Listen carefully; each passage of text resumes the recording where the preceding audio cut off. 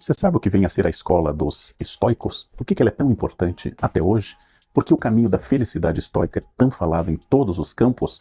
Este é um desafio para a gente tentar explicar hoje. O estoicismo é uma filosofia de origem grega. Foi típica do chamado período helenístico, séculos IV, III e II a.C. Zenão de Cítio é um filósofo nascido na atual ilha do Chipre, e se considera que Zenão foi o primeiro dos estoicos. Zenão vinha da escola cínica, aquela que pregava o total desapego aos bens materiais, mas ele fez coisas diferentes. Ele dava aula em um lugar público, era um pórtico pintado, daqui deriva o nome estoico, de história, do pórtico pintado. Zenão começou a ensinar, tal como os cínicos, que a gente deve levar uma vida mais simples. Nós não devemos nos apegar às coisas materiais, e como tal, bastante próximo do que é o cinismo como escola. Mas Zenão foi além disso. Ele começou a falar de leis da natureza. Essas leis são inevitáveis. Por exemplo, a morte. A morte é o destino de todos os seres vivos. Se eu me preocupo em combater a morte, ter medo da morte, me apavorar com a morte, eu não vou conseguir deter em um minuto o fato de que eu irei morrer. Então, por que temer o que é inevitável? Eu precisaria atingir o que os estoicos chamam de ataraxia, essa tranquilidade, este mundo livre de preocupações. Quando eu falo em escola cínica, nós fazemos do cinismo uma leitura de senso comum, que é achar que é cínico quem é falso, que é cínico quem mente, quem tem duas caras. Este é um valor completamente contemporâneo. O que eram os cínicos gregos? Um dos seus nomes é Diógenes. Diógenes morava em um barril. Diógenes era cercado de cães, em grego, sinós. Por isso, escola cínica. Diógenes andava com uma lamparina durante o dia procurando um homem honesto. Diógenes não queria mais nada. Diógenes se afastava por completo dos desejos do mundo, e dizem até que quando Alexandre o Grande disse a ele que podia dar qualquer coisa a ele, Diógenes disse: eu quero uma coisa, que você saia de frente do sol, porque está impedindo o sol entrar aqui no meu barril. Era a única coisa que ele queria do homem mais poderoso da sua época. Os cínicos eram os filósofos do desapego e da análise desapegada do mundo, e não pessoas falsas, como nós podemos ler hoje em dia. O filósofo estoico tenta entender a ordem natural, parar de contrariar as leis da natureza. Ele vai propor uma filosofia cosmopolita, não uma escola fechada, como foi a de Platão ou como foi a de Aristóteles, um liceu, uma academia, mas pregada em lugar público. O grande objetivo da vida estoica é a felicidade. E a felicidade deriva da compreensão das coisas, da compreensão das leis da natureza a partir de uma razão, de um logos universal. Claro, o estoicismo tem muitas etapas, muitas fases. Eu vou focar no estoicismo que marca o Império Romano, o estoicismo que acontece do século II, primeiro antes de Cristo e primeiro depois de Cristo. Tudo ao nosso redor, nós já vimos com Zenão, ocorre a partir de leis universais que devemos aceitar. A força da mudança deve ser dirigida exclusivamente para aquilo que você pode alterar. Você não pode alterar a morte, mas pode alterar sua qualidade de vida. Não devemos idealizar o mundo, devemos aceitar o mundo como ele é para atingir a já chamada ataraxia, ausência de paixões, de perturbações. Os medos e os desejos, eles nos tiranizam, eles nos escravizam, inquietam. Nós devemos, de fato, evitar medos e desejos. Tudo que é externo ao ser é irrelevante. Eu devo trabalhar com a minha tranquilidade interna, a apatheia.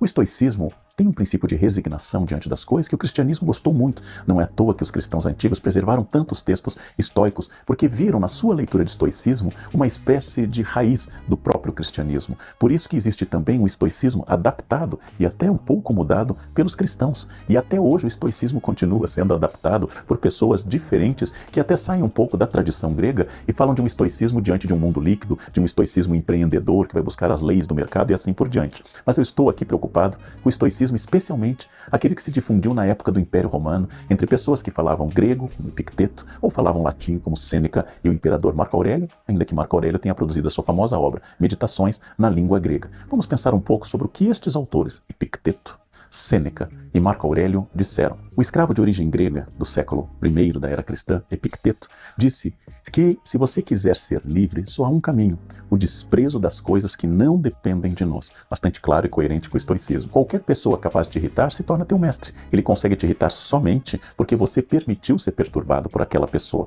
É um homem sensato, aquele que não lamenta pelo que não tem, mas apresenta uma grande alegria pelo que tem. Os homens, diz Epicteto, são movidos e perturbados, não pelas coisas, mas pelas opiniões que eles têm delas. Sou eu, segundo Epicteto, que emito a opinião e determino se aquilo vai ou não me perturbar. Em Sêneca, o famoso educador de Nero, toda crueldade surge da fraqueza. Toda crueldade apresentada por alguém é algum tipo de fraqueza. Quem se entrega a medos vazios, de Sêneca, olha que coisa interessante, acaba ganhando medos reais. E um homem, diz o professor de Nero, é tão miserável quanto ele imagina que seja. Essas ideias têm em comum a raiz do estoicismo, mas cada um deu um toque diferente e importante para esta caracterização de um estoicismo que a gente chama de imperial, ou seja, dentro do Império Romano. O imperador romano Marco Aurélio, que morreu em 180, produziu um livro muito famoso do estoicismo que é Meditações. Lá diz o imperador filósofo: não perca tempo discutindo sobre o que um bom homem deve ser, apenas seja. Interessante a ideia. O importante é a ação e não a defesa da bondade. Diz o imperador: pratica cada um dos teus atos como se fosse o último da tua vida. E finalmente, acrescenta o pensador, a alma é tingida com a cor de seus pensamentos. Então o controle que eu tenha sobre mim, o controle sobre o efeito das coisas do mundo sobre mim, o controle que eu tenha sobre a minha raiva, coisa que Sêneca escreve um livro específico dizendo que a raiva é uma perturbação extraordinária de tudo e que deve ser evitada a qualquer custo. Eu, como estoico, devo pensar que eu sou soberano daquilo que eu posso mudar, que eu posso cultivar minha cabeça com pensamentos bons, que eu não preciso me abalar com o mundo e se algo me tirar a vida, estava inserido dentro de uma ordem absolutamente natural e nada vai alterar do universo. Devo me concentrar naquilo que eu possa mudar, eu devo me concentrar no cultivo das virtudes, da felicidade e da virtude, e não deixar que o mundo decida se eu vou ser ou não feliz. O estoicismo, como nós já vimos, tem várias semelhanças com valores que depois o cristianismo iria defender, mas muito importante, o estoicismo, a rigor, é uma filosofia materialista. Ele não pressupõe um Deus criador que nos ame e dirija tudo, como o cristianismo vai imaginar. O estoicismo pressupõe regras de um universo material, e entender tais regras e aceitar que há coisas que eu não posso mudar e outras que eu posso me concentrar, basicamente aquilo que diz respeito a mim mesmo, vai diferenciar muito o estoicismo de qualquer etapa do cristianismo posterior. Mas estoicos e cristãos buscam a tranquilidade da alma, buscam evitar a agitação e o desespero, buscam produzir desejos mais coerentes com as nossas necessidades. Tanto estoicos quanto cristãos concordariam com a ideia profundamente estoica que diz: você está com a casa muito apertado, cheio de coisas? Não pense em uma casa maior. Pense em ter menos coisas. Você está achando que seu dinheiro não basta, apesar de você ter sua alimentação garantida? Não pense em se desesperar por ter muito mais dinheiro. Pense em gastar menos. Aceite que todos estamos envelhecendo, aceite que todos iremos morrer, cultive a sua ataraxia, cultive o seu equilíbrio diante dessas coisas, porque o muito desejar, as paixões, o ódio e o desespero perturbam inteiramente a cabeça, não produzem nada positivo e acabam nos levando a uma vida vazia e sem sentido. Leiam os livros estoicos, aprofundem lendo, por exemplo, o nosso escravo grego Epicteto, leiam os textos de Sêneca, leiam as meditações de Marco Aurélio, leiam os fragmentos dos estoicos gregos clássicos e helenísticos e vocês vão descobrir que o estoicismo nos traz muitas luzes para repensar atitudes contemporâneas, atitudes da nossa vida. Foi um prazer. Falou e disse, mestre. Leandro Carnal. Sorry, excuse me.